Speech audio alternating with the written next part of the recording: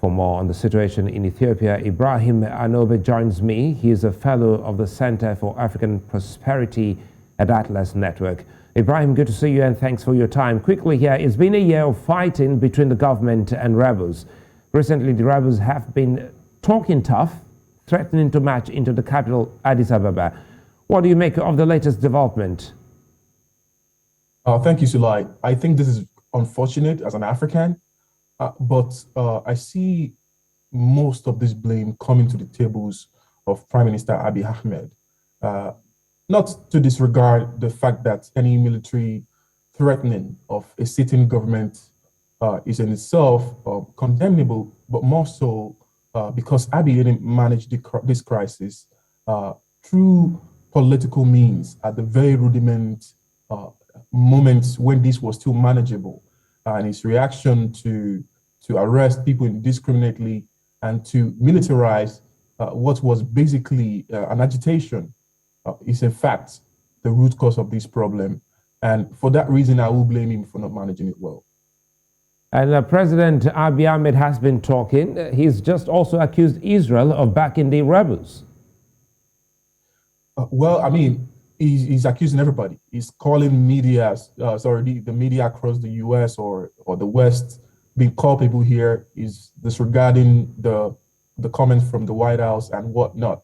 Of course, you expect that someone that is pretty much agitated and having a militia group about 100 or 200 miles away from his office will be so agitated. So that's understandable. However, the problem here is that this group is pretty much made up of not only Tigrayan, the TPLF, the Tigrayan militia group, but about 8 or 7 others. And among them are the Oromo people. And you know, Abiy himself is Oromo. But most importantly, because they are made up of Oromo and Amhara people. Now, Abiy, before this problem blew up, really enjoyed the support of the Oromo people, his own people, and the Amhara people.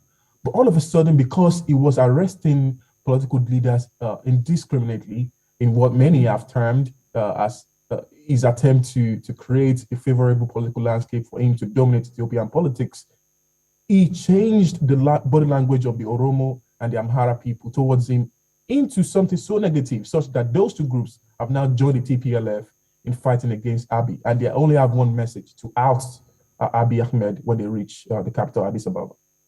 The Amhara, the Oromo, and now the Tigrayan forces, a whole lot of forces against President Abiy Ahmed. But again, there's also the latest allegations by the president against, and again, Egypt's disagreement with Ethiopia over the Renaissance Dam. Is there a line to be connected to the recent friendliness between Egypt and Israel, or are there far-fetched conspiracy theories on this? Certainly, the role of Israel in Northern Africa, and you really can't pretty much separate Ethiopia from that North Africa part of the continent. Certainly, the role of Israel has been pitching leaders like Abiy, Sisi, and many others against the African Union. And in fact, dividing the African Union within itself, because people are saying, well, you have this issue going on against the people in Palestine. You haven't addressed that, and you're bringing Israel into the African Union politics. And again, bringing Israel into much more, including Israel in the economic landscape of Africa. And that's one on the side. But majorly, you cannot actually have a crisis like that which Abiy has in Ethiopia on his hand, and you expect that same government to be able to negotiate with other governments in clear mind, with full concentration. You cannot have that. Remember when other countries like Nigeria and Uganda were going through their own phases of internal wars or civil wars, pretty much the trade they had with other countries was altered. Their bilateral relations were altered. And this is because you cannot have bilateral relations when you are still battling a fire within your own country, which is the reason why Abiy should have been much more diplomatic in focusing or solving the problem with the TPLF. I'm not absolutely saying that the TPLF's agitation should be encouraged or should be codified. It's just that the way in which he managed it, it's horrible, and it's translating into much more external affairs, such like the one you have with the Nile dam. Now you're talking about Nigeria. Nigeria's former president, Olusegun Obasanjo, who's the High Representative for the Horn of Africa, we understand is in Ethiopia at the moment. Do you see him making any inroad in terms of, resolving this conflict? Certainly. I mean, Obasanjo's personal view towards separatist movement or militia movement has really changed in the last 20 years, which is understandable. So, of course, I expect him to push more diplomatic or political solutions to the table for Abiy to consider. But the problem here is that Abiy is really not listening to anybody. That is his problem.